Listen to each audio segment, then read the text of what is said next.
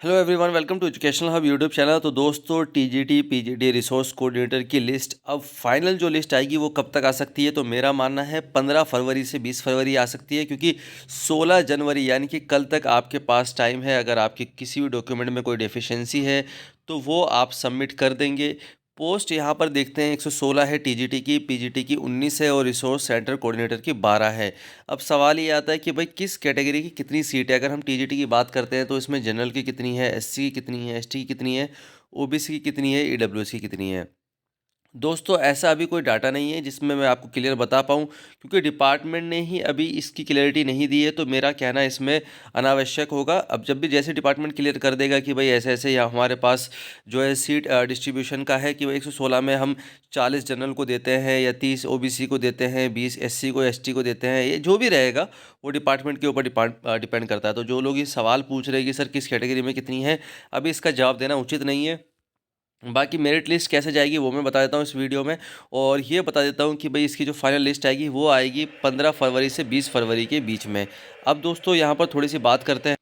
जो आपकी मेरिट बनेगी वो वैसे ऐसे बनेगी। यहाँ पर आप देख सकते हैं वेटेज किसका कितना मिलेगा, 10th का कितना परसेंट वेटेज मिलेगा, 12th का कितना परसेंट वेटेज मिलेगा, या मार्क्स का वेटेज जो मिलेगा, ग्रेजुएशन, बीएड स्पेशल। और इस तरह से जैसे अगर हम बात करते हैं पीजीटी तो उसमें एमए यानी कि मास्टर डिग्री का भी आपको वेटेज मिलेगा। और अगर हम बात करते हैं रिसोर्स सेंटर कोऑर्डिनेटर की तो उसमें एक्सपीरियंस का भी आपको वेटेज मिलने वाला है। अगर हम बात करते हैं टीजीटी में कितने आवेदन आए हैं तो सीट यहाँ पर मैंने आपको दिखा दी थी। अब यहाँ पर आवेदन आए हैं 1324 आवेदन आए हुए हैं टोटल। और यहाँ बहुत से कम कैंडिडेट हैं जिनके डॉक्यूमेंट में कोई डेफिशिएंसी है। तो अगर हम ये लिस्ट देखते हैं, अगर डिपार्टमेंट ने ये लिस्ट जो है मेरिट वाइज अपलोड करी है, जो कि करीबी है, जैसे कि रुचि का 87.55 मार्क्स है, नीरू के 86.08 हैं। तो इस तरह से हम अगर आगे चलते हैं तो दोस्तों, अगर हम टोटल सीट का ये देखें तो ज़्यादा जो है इसमें अगर हम कैटेगरी देखेंगे तो थोड़ी सी कन्फ्यूज़न है। अदरवाइज़ वैसे कोई कन्फ्यूज़न नहीं है। टीजीटी की 116 पोस्ट है और अगर हम शुरू से 116 जोड़ते हैं, मगर ऐसा होगा नहीं क्योंकि कैटेगरी वाइज सीट होती है।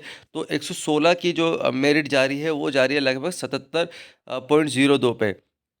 तो यानी कि मेरे डाउन भी जाएगी। और इसमें आप ऊपर देखेंगे तो मैक्सिमम जनरल के कैंडिडेट हैं। और अगर जनरल की सीट्स कम रहती है या फिर वही जो जो उनकी रेशियो में रहेगी, जैसे मान के चलते हैं 116 में 40 सीट जनरल की रहेगी, तो जनरल वाले अप्रोक्स यहाँ पर मेरे हिसाब से जो मैं मान के चल रहा हूँ कि 70 से लेकर 75 तक कंप्लीट हो जाएंगे।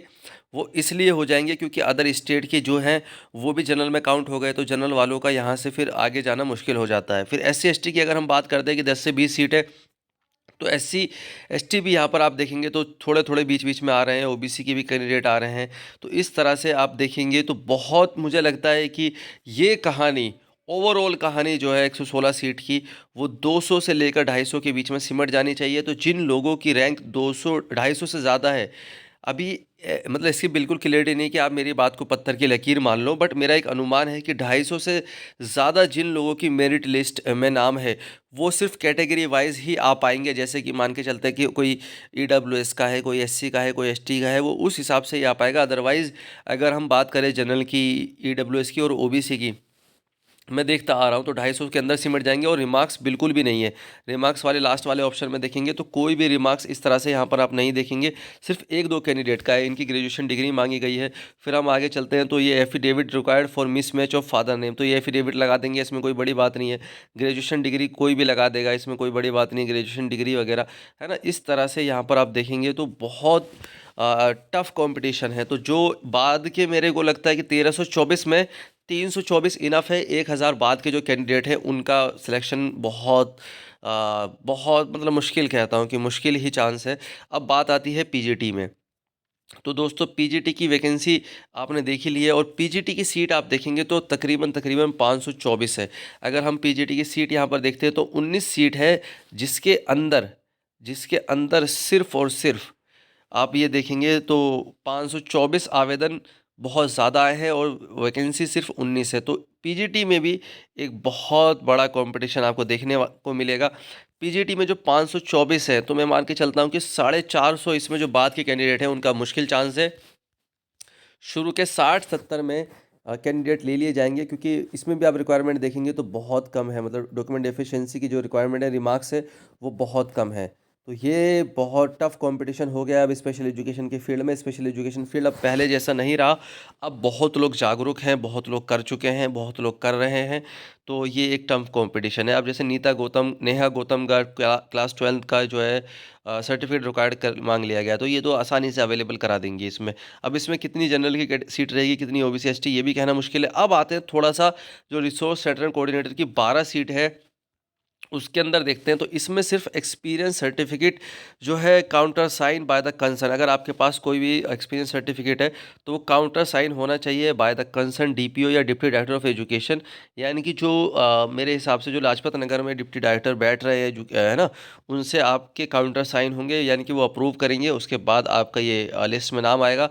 मे भी मुझे लगता है कि इन सभी ने अभी अपना जो है जमा करा दिया है, बस काउंटर साइन की रिक्वायरमेंट है। अब यहाँ पर देखेंगे तो renew RCI certificate registration required, renewal तो रिन्यू भी करा के दे देंगे, उसमें कोई इशू नहीं है। तो इस तरह से यहाँ पर आप देखेंगे तो ज़्यादा मुझे नहीं लगता कि इसमें भी डॉक्यूमेंट डेफिशिएंसी है। तो ओवरऑल जो साथी कह रहे थे कि सर कट ऑफ की वीडियो बनाओ, तो ऐसे कट ऑफ की वीडियो बनाना कि भाई किसकी कितनी जाएगी, वो तो मैंने आपको एक एस्टिमेटेड आइडिया दे दिया है।